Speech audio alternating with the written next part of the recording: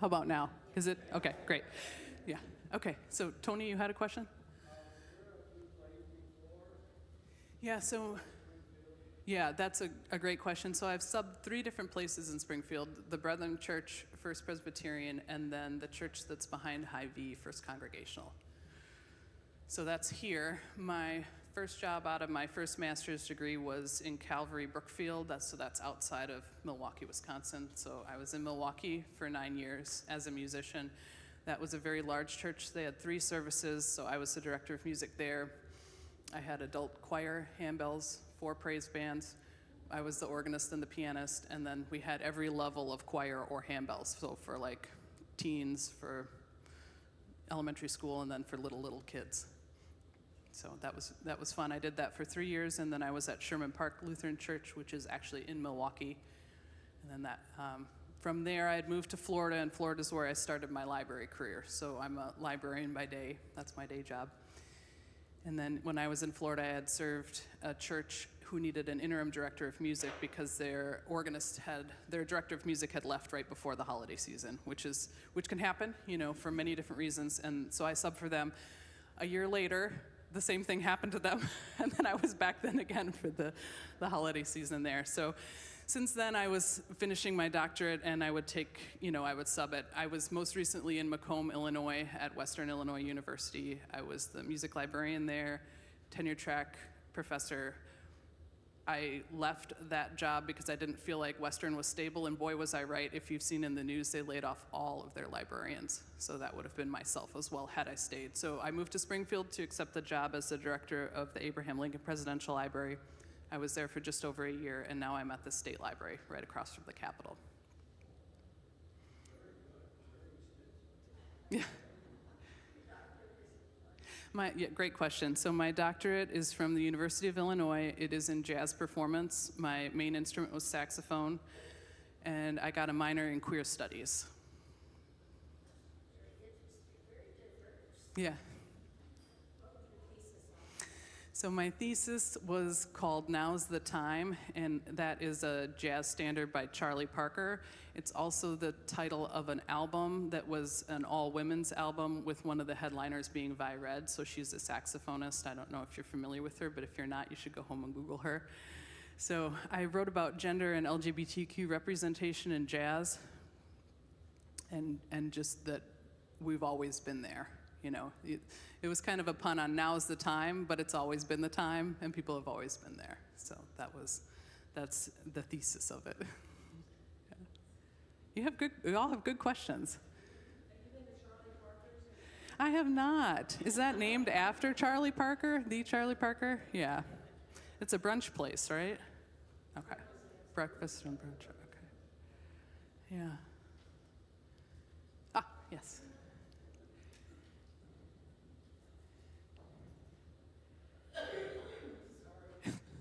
That's okay. Thank you for playing in the handbells.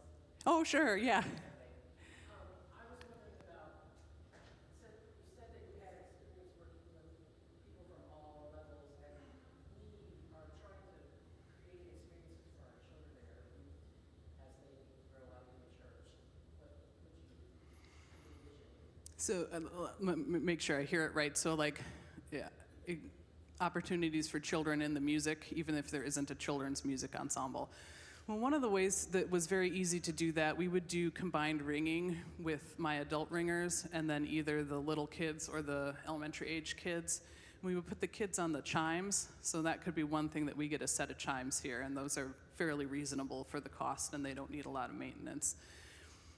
So then you can partner ring, right? The child is ringing the same part as the adult. And it was kind of funny, too, because I had many adults who were very brand new ringers, right? And they're sitting there and they're counting out loud. You can see them counting, right? So you get the children next to them, and the children is actually someone who's studied piano, and they can read music, and they're, and the child is actually mentoring the adult, so it can work that way, too, right? And the same thing, you could have a day where, you have intergenerational with the music. When I was at Sherman Park, we had it was a smaller congregation, so the way I would engage with the the children would be on one-off instances, like to have them do a piece of music, or maybe they would do a reading, or they did a small play or a skit or something like that. So it was a special moment, but it wasn't something that was every Sunday, or they weren't rehearsing weekly. Part of the problem we had at Calvary was all the kids were so busy, and they're going to basketball, and then they're going to sports, and then they got art class, and then I don't know when they're sleeping, and we're feeding them when they're here, and there's nothing wrong with that. It's just that if you want them to be involved here, it's how do you balance and how do you share their time? Great question. Did I see another hand over here somewhere maybe? Oh, yes, thank you. Just for curiosity, could you play just a regular jazz? Well, I mean, this one was a little bit jazzy. I could jazz this one up a little bit more here. If I had my saxophone with me, that would be a different story. Yeah, I'll just play the last little bit of this and see if I can make it a little bit funkier for you.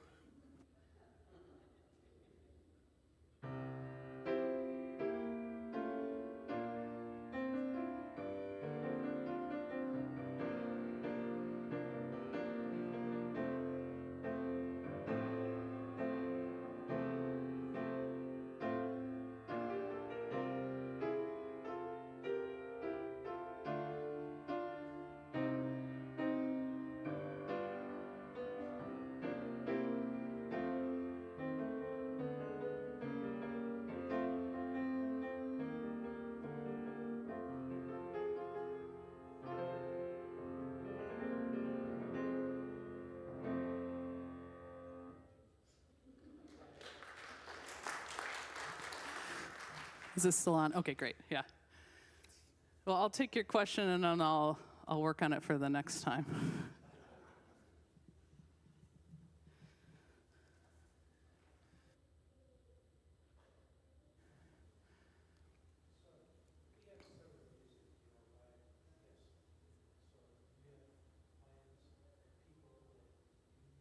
Guests. Did I hear you correct? You have several people who play music here within your congregation, and then what about people from the outside? Is that kind of the question, or? Yeah, the first time I played at the Congregational Church behind Hy-Vee, one of my students from Western happened to be in town. She's from Springfield, and she's a flute player. So I asked if she would come and just play on that service with me, and she did, and she sight read all the music, and it was lovely. So I do a lot of that. And when during my master's in Ohio, I would often bring in my colleagues who were in the music program, and they would play with me at the church service. And I liked it because it was another opportunity. Not a lot of people who are studying music see religious music as an opportunity to do music. They have just never thought of it before sometimes, right? Or they've never felt invited or comfortable, or sometimes they don't know how to pick music for the service, if that makes sense. Like they'll pick something for a recital, but then how do you worship is not a recital. So these are two different things, right? The other, I have a lot of connections with my connections playing pit orchestras and the theater and things like that. My colleagues from WIU, two of them are coming to play a trumpet recital here, and they asked about playing it at UIS. Well, UIS has construction right now, so their main Fine and Performing Arts Center is offline. So then they reached out to First Presbyterian, and I said, well, if they say no, let me ask here, because I don't know what your policies are here as far as rehearsals or renting of the space or how that works with insurance or having these different events and things like that. And I said, well, I can't give you a yes or a no, but I can say, I'll ask. So that would be nice, that you'd have two fabulous trumpet players giving a recital. But, sometimes it's about getting other people to come to not just you all listening, but who else would come to that recital.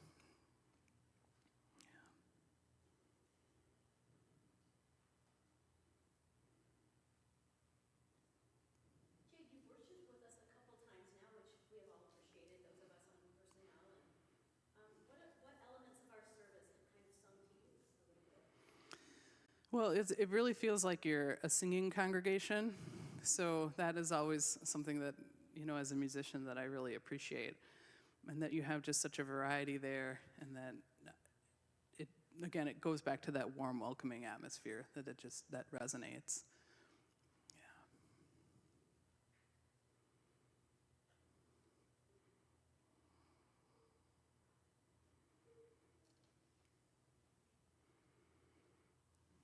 Any last questions? Thanks for sticking around for the little mini concert. Yeah.